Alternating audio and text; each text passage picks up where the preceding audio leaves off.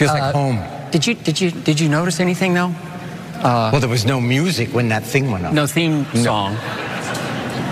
Candice Bergen had a theme song. Yeah, of course she would get one. Behind the leather jacket, the untold story of Ron Howard and Henry Winkler's complex friendship. For millions of Americans, Happy Days was more than just a TV show. It was a cultural touchstone. Its stars, Ron Howard and Henry Winkler, became household names, portraying the clean-cut Richie Cunningham and the effortlessly cool Arthur Fonzie Fonzarelli. On screen, they shared an easy camaraderie. Off-screen, however, the dynamic was far more complicated. In a moment that once aired without fanfare, a viewer noted, "There was no music when that thing went up, no theme song."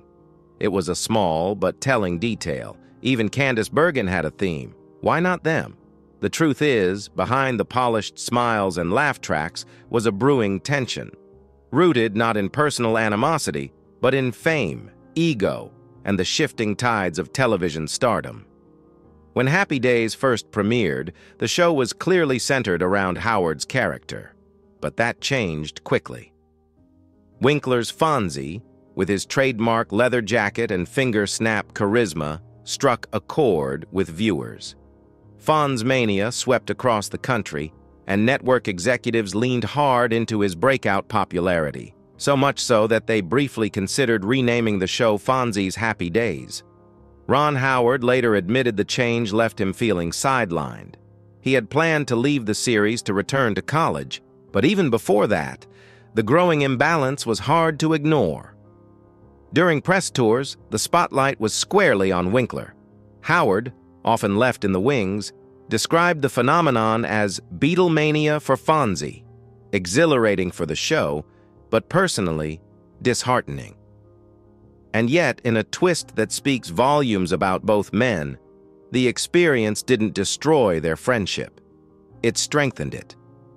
Howard has reflected on that time as a pivotal life lesson. Instead of letting bitterness take root, he chose to set aside ego and nurture the connection they shared. Over time, Winkler became more than just a co-star. He became family. So much so that Howard asked Winkler to be the godfather to his children. "If I had let resentment win," Howard once said, "we wouldn't be friends today." It's a reminder that humility often carries more weight than pride in the high-stakes world of Hollywood. While Howard and Winkler rose above the behind-the-scenes drama, not every cast member walked away with similar peace. In 2011, a group of original cast members, including Aaron Moran, Anson Williams, Don Most, Marion Ross, and the estate of Tom Bosley, filed a lawsuit against CBS over unpaid merchandising revenues. That legal battle cast a shadow over the nostalgic glow of Happy Days, revealing that beneath the wholesome exterior, unresolved conflicts still simmered. As the curtain falls on the golden age of network sitcoms, the story of Howard and Winkler stands out, not just as a tale of professional success, but as a testament to maturity, grace, and the quiet power of choosing friendship over fame. A quiet revelation, Ron Howard's 50-year secret that changed everything. The 2011 lawsuit filed by several Happy Days cast members against CBS and Paramount painted a complicated picture of life after the cameras stopped rolling. Alleging they were underpaid for the use of their likenesses on merchandise, lunchboxes, dolls, comic books, the actors sought up to $10 million in compensation. While CBS initially attempted to dismiss the case, it ended in a quiet settlement. Each actor received $65,000 and the royalties promised in their original contracts. Notably absent from the lawsuit, Ron Howard and Henry Winkler. While some speculated they'd simply moved on, a much deeper story lay beneath the surface, one that Ron Howard finally brought to light nearly 50 years later. A moment that defined a friendship. At a recent family dinner, Howard revealed a story that stunned Winkler, an intimate, long-held memory that neither man had ever publicly shared. It brought their decades-long friendship into sharper focus. Winkler, reflecting on those early Happy Days years, admitted that while Howard was younger, he was far more seasoned, both professionally and emotionally. It was Howard who often kept the set calm when emotions ran high. During the first season, Winkler was still finding his footing. The pressures of live tapings, tight production schedules, and complex scripts often left him frustrated. After flubbing a line during a rehearsal, he lashed out, physically slamming his script in anger. The outburst could have turned the moment sour. Instead, Howard stepped in with grace. He wrapped an arm around me, Winkler recalled, his voice softening, and led me outside. He said, "Everyone here is doing their best. You don't have to be perfect. We're all in this together." It was more than a pep talk. It was a moment of mentorship, one that sowed the seeds of a lifelong bond. For Winkler, it was also the beginning of understanding a deeper struggle he couldn't yet name. The hidden battle, dyslexia in the spotlight. At the time, Winkler had no idea he was living with dyslexia, a condition that wouldn't be diagnosed until he was 31. Back then, his inability to smoothly read scripts made each table read a grueling experience. "I couldn't understand why I was always behind," he said. "We were memorizing 3 scripts a week. I'd try to absorb the words like osmosis, rubbing the script against my head, hoping it would just go in." Embarrassed, he masked his difficulty with humor. He played the fool to cover up the fact that he wasn't just flubbing his own lines, he was throwing off the timing of the entire cast. It was a deeply personal shame, rooted in decades of misunderstanding. Growing up in the 1950s and 60s, Winkler faced a barrage of criticism. His teachers, and even his own parents, labeled him lazy, unfocused, or simply not living up to his potential. One teacher, immortalized as Miss Adolph in his Hank Zipser children's book series, openly called him stupid in front of classmates. "I believed it," Winkler confessed. "When your parents call you stupid, when your teacher calls you stupid, you start to think maybe it's true." But the reality was far more complex. At the time, dyslexia was poorly understood, and students who struggled with reading were too often written off. Winkler's story is not just one of a Hollywood star overcoming a personal challenge. It's a story of resilience, misunderstanding, and ultimately, vindication. From struggle to strength, Henry Winkler's journey of redemption.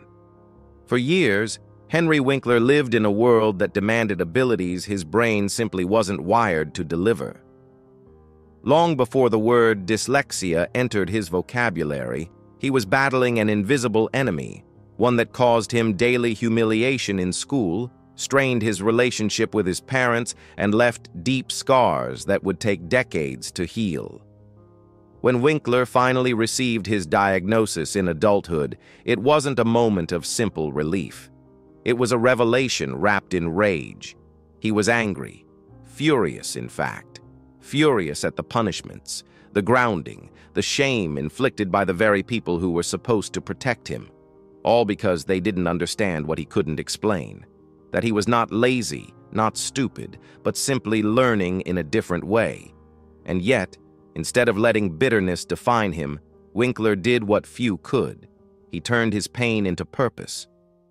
With co-author Lynn Oliver, he launched the Here's Hank book series, centered around a young boy with dyslexia. The goal was simple but profound, to show children that learning differently doesn't mean you're any less intelligent or capable. It was a message that resonated far and wide, especially with families facing the same silent struggles Winkler had once endured alone. His advocacy went beyond the page.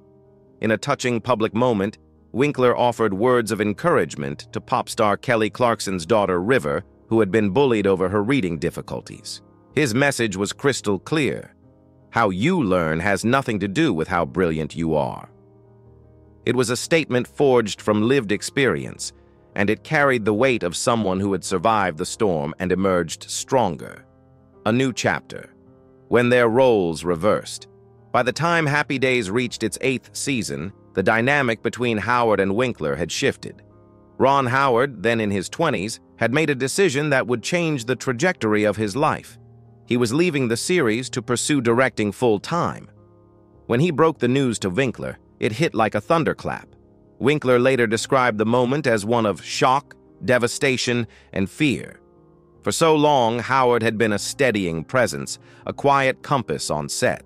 The thought of losing him, both as a colleague and as a friend, was deeply unsettling. But in true Winkler fashion, he rose above his own emotions. After a long silence, he looked Howard in the eye and gave him his blessing. "You've always wanted this. Go be the best director in the universe." That moment of selfless encouragement stayed with Howard. Years later, he would reflect on it as the very words that gave him the calm and courage to take his first steps into a daunting new chapter. That chapter, of course, would lead to one of the most celebrated directing careers in Hollywood history, culminating in an Academy Award for A Beautiful Mind and Oscar nominations for Apollo 13 and Frost Nixon, a legacy forged over dinner and decades. Their friendship never faltered. As the years passed, their families grew close, attending dinners, milestones, and personal celebrations together. But it was a recent dinner, a quiet, reflective evening surrounded by decades of shared history, that offered perhaps the most powerful moment of all. As they sat around the table, reminiscing about the golden days of Happy Days, Howard brought up that phone call, the one where Winkler had given him his blessing to leave the show. With emotion in his voice, he told Winkler just how much those words had meant to him. Winkler was stunned. "You waited 50 years to tell me that?" he asked, half laughing, half overcome. It was a moment of full-circle reflection. Two men, bonded by fame, struggle, and mutual respect, acknowledging a friendship that had outlasted the spotlight. The remarkable evolution of Ron Howard's journey is the embodiment of artistic evolution. From his early days as Opie on The Andy Griffith Show to the beloved Richie Cunningham on Happy Days, he was a fixture in American living rooms. But his transformation into one of Hollywood's most respected directors is nothing short of extraordinary. How does a child actor avoid the pitfalls of early fame and evolve into a filmmaker whose work moves millions? The answer lies in Howard's relentless passion for storytelling. His gift isn't just in directing scenes, it's in understanding the emotional core of a story and bringing it to life with nuance, empathy, and truth. Whether he's recreating the harrowing tension of Apollo 13, the psychological complexity of A Beautiful Mind, or the political stakes of Frost and Nixon, Howard brings a quiet precision that's become his trademark. The relentless evolution of Ron Howard, from child star to Hollywood titan. Born on March 1, 1954, Ronald William Howard was barely out of diapers when he stepped into the national spotlight. As Opie Taylor on The Andy Griffith Show, Howard exuded a quiet, wide-eyed charm that won over American audiences in the 1960s. He wasn't just cute, he was magnetic. And by the age of 8, he had already made a mark on the silver screen, appearing in the beloved musical film The Music Man, a critical and commercial hit that further cemented his status as a prodigy. But if those early triumphs built his fame, they also taught him something far more valuable: how to tell a story that connects. From that foundation, Howard crafted a path few child stars manage. He didn't just survive Hollywood, he redefined it. A bold pivot at the height of fame. After the success of American Graffiti and his iconic role as Richie Cunningham on Happy Days, Howard was a household name. He could have coasted on that recognition for years. Instead, he took a creative leap that few expected. He left acting behind at the peak of his stardom to focus on directing. It was a gamble, but it paid off in spades. His directorial debut, Grand Theft Auto, 1977, was modest in scale but rich with promise. That promise blossomed quickly. In the early 1980s, he helmed a trio of hits, Night Shift, Splash, and Cocoon, that established him as a director with a deft hand for comedy, heart, and human nuance. Howard didn't just make movies, he crafted emotional journeys, from blockbusters to Oscar gold. The 1990s marked Howard's full arrival as a cinematic force. He broadened his range, tackling the intense space drama Apollo 13, the behind-the-scenes newsroom dramedy The Paper, and eventually A Beautiful Mind, 2001, the film that would change everything. With A Beautiful Mind, Howard demonstrated a mastery of emotional depth and narrative complexity. The film earned 4 Academy Awards, including Best Picture and Best Director, and secured Howard's place among Hollywood's elite filmmakers. And he didn't slow down. From the political tension of Frost-Nixon, to the high-octane thrill of Rush, to the harrowing real-life rescue mission in 13 Lives, Howard proved he could bring history to life with the same finesse he once brought to sitcoms. Genre mastery and pop culture touchstones. Howard never allowed himself to be boxed in. He brought Dr. Seuss's How the Grinch Stole Christmas to the big screen with holiday magic and whimsy, directed Solo, a Star Wars story, and tackled Dan Brown's best-selling Robert Langdon series, The Da Vinci Code, Angels and Demons, Inferno, with globe-trotting intrigue. Equally adept at real-world narratives, Howard turned his lens toward documentary filmmaking. His works, The Beatles' 8 Days a Week, Pavarotti, and We Feed People, highlight not just his technical skill, but his deep empathy and curiosity about the human experience. A life lived with balance and purpose. Behind the camera, Howard found stability and love in his personal life, rare commodities in Hollywood. He married his high school sweetheart, Cheryl Alley, on June 7, 1975. Cheryl, a writer with a degree in geriatric psychology, became his anchor and creative partner. Together, they raised 4 children, including actress and director Bryce Dallas Howard, born in 1981, and twins Jocelyn and Paige Carlisle Howard, born in 1985. Through the highs and lows of an industry known for its fickleness, Howard's personal life has remained remarkably grounded, a testament to his values and priorities. A legacy that transcends the screen. Over 6 decades, Ron Howard has earned a slew of accolades: 2 stars on the Hollywood Walk of Fame, 1 for acting, the other for directing, a National Medal of Arts, 2003, and induction into the Television Hall of Fame, 2013. These honors recognize not just a career of extraordinary output, but a body of work that has shaped American culture. Howard's secret: adaptability, passion, and an unshakable belief in the power of storytelling. Whether it was as Opie Taylor, the sweet-faced son of a small-town sheriff, or behind the camera directing blockbusters and Oscar contenders, Ron Howard has never stopped evolving. He's not just a survivor of Hollywood, he's one of its great architects.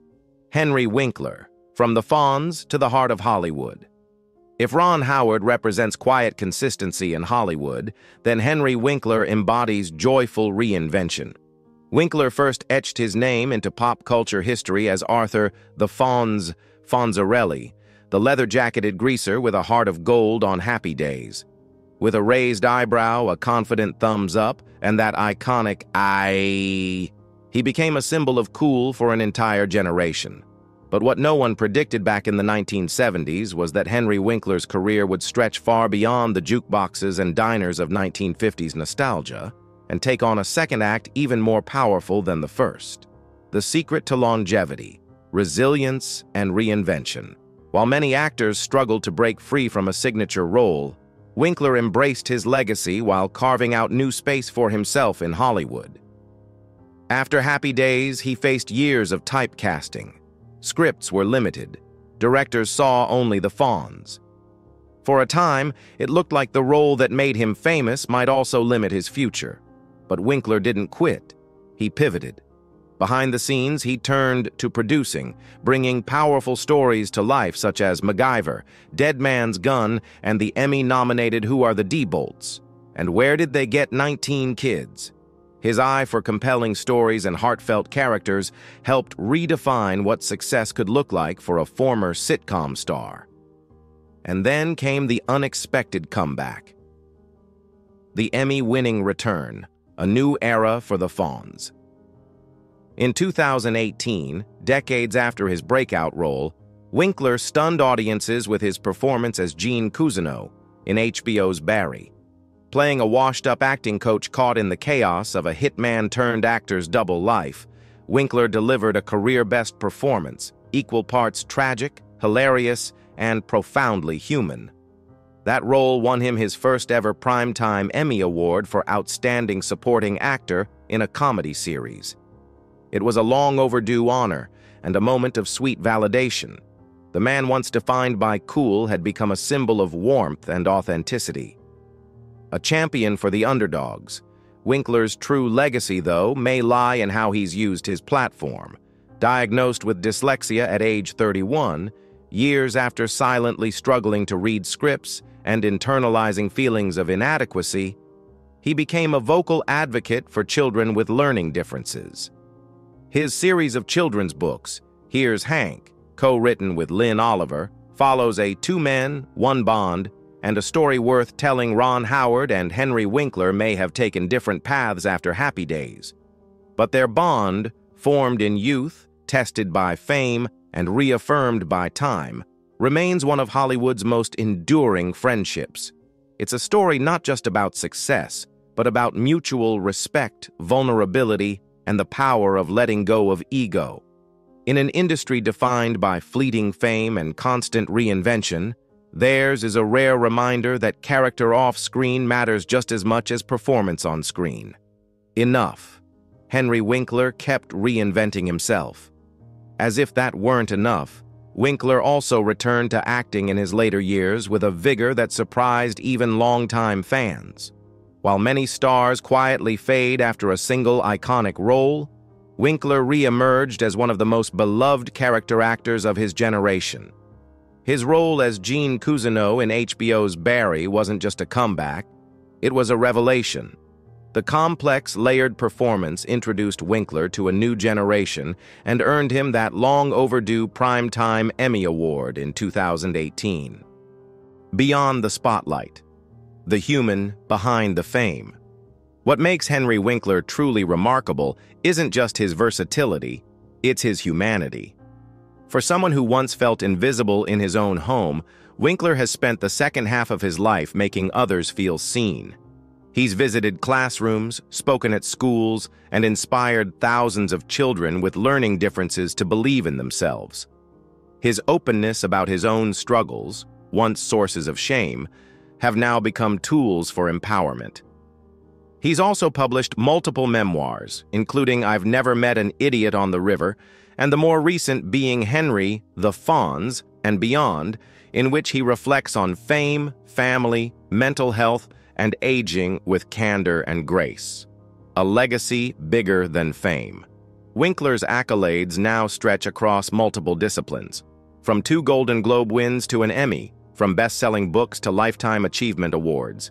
Yet if you ask him what he's most proud of, he rarely mentions the hardware. Instead, he talks about his grandchildren. He talks about fan letters from kids who finally feel understood. He talks about the enduring friendship with Ron Howard, one forged in the pressure cooker of network television and tempered by 5 decades of unwavering loyalty. A tale of 2 icons. Together, Howard and Winkler embody 2 sides of the same Hollywood coin, one the steady architect of stories, the other the exuberant soul who brings characters to life. Their bond, nurtured through triumphs, setbacks, quiet encouragement, and mutual respect, isn't just rare in Hollywood, it's rare in life. Their journeys show that success isn't a straight line, and that reinvention is not only possible, it's necessary. Most of all, they remind us that talent may get you noticed, but kindness is what endures. The takeaway. In a world obsessed with fame and youth, Ron Howard and Henry Winkler have built legacies rooted in substance.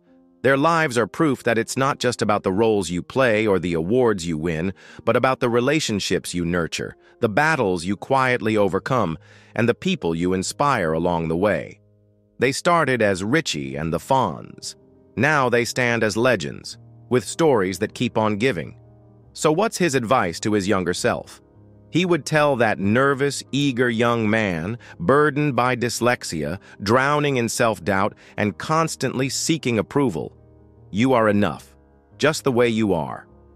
It's a message Henry Winkler has since passed on not only to his own children and grandchildren, but to every fan, reader, and student who's looked up to him.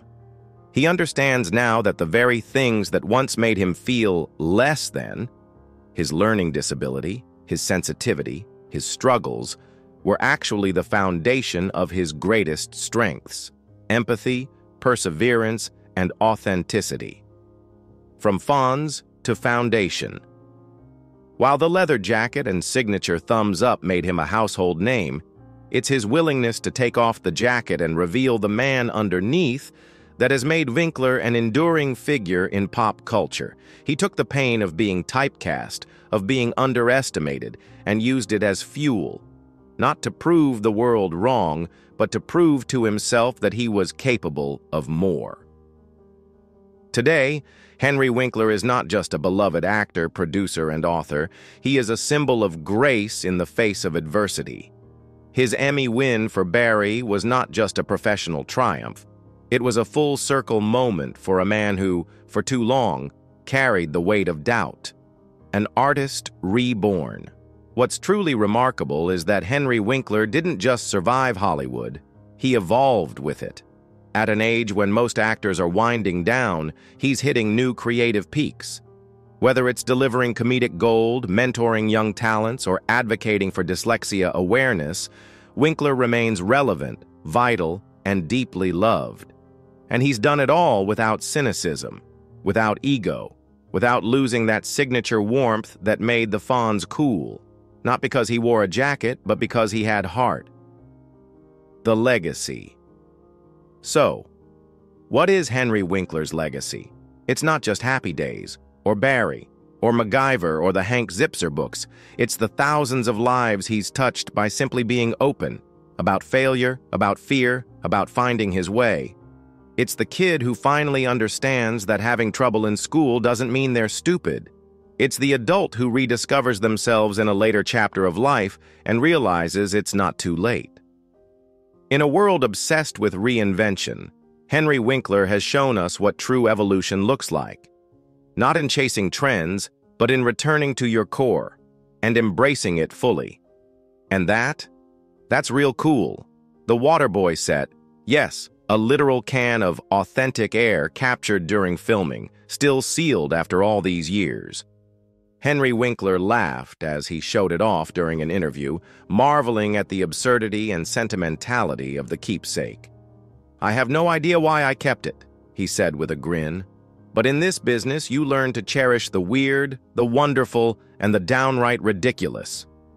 A legacy that transcends fame." Winkler's journey from misunderstood student to Hollywood legend is not just a tale of fame, it's a deeply human story about perseverance, empathy, and the quiet power of kindness. His life stands as a reminder that it's not how you start, but how you grow, stumble, and ultimately rise. His auction of the beloved Fonzie jacket isn't just about spring cleaning, it's a symbolic passing of the torch. While the jacket once represented cool on screen, today it represents something even greater, using fame to fuel compassion. The proceeds benefiting This Is About Humanity, a non-profit co-founded by his daughter Zoe Winkler Reines, support migrant children and families, an issue close to Winkler's heart, given his own family's history as refugees from Nazi Germany. Reinvention, rediscovery, and redistributing joy.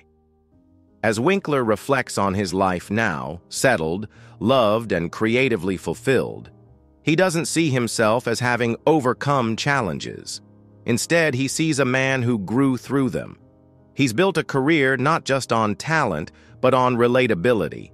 Whether it's a dyslexic second grader named Hank Zipser, a neurotic acting coach in Barry, or the eternally cool Fonzie, his characters all carry traces of his real self, vulnerable, resilient, and unshakably genuine.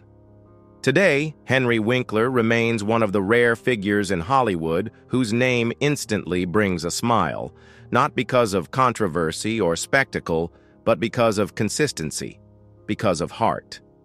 And as he dreams of meeting Bruce Springsteen for that long-awaited selfie, fans across generations are still rooting for him because Henry Winkler may have started as the Fonz, but he's become something even cooler, a legend who never stopped being human. From Winnipeg, Canada to his Hollywood home, Henry Winkler's career memorabilia spans continents and decades. While many of these items are being auctioned, Winkler is holding on to a few personal keepsakes, including one of Fonzie's original leather jackets. But for him, it's not about the possessions. It's about the people. His philanthropic contributions go far beyond money. He treasures the friendships built during happy days and continues to nurture them to this day. He recently helped celebrate Marion Ross's 93rd birthday and remains in close contact with Ron Howard, Anson Williams, and Don Most. These enduring relationships reflect Winkler's lifelong belief.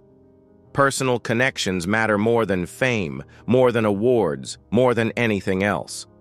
So why would a man so attached to these iconic pieces of television history part with them? Winkler explained it best himself, saying he realized that holding on to these items, in storage and out of sight, didn't reflect his values. By letting them go, he could give them new life, and more importantly, use them to give back. Whether it's through charitable auctions, raising awareness for children with learning disabilities, or simply lifting someone's spirits, Henry Winkler proves that even the smallest mementos can have huge meaning. And now we want to hear from you. What do you think has helped sustain the incredible 50-year friendship between Ron Howard and Henry Winkler? Drop your answers, thoughts, or even your favorite Happy Days memory in the comments below. If you enjoyed this video, make sure you like, share, and subscribe to the channel. We've got plenty more incredible stories coming your way, and don't go anywhere. Click the next video on your screen. You're going to love it.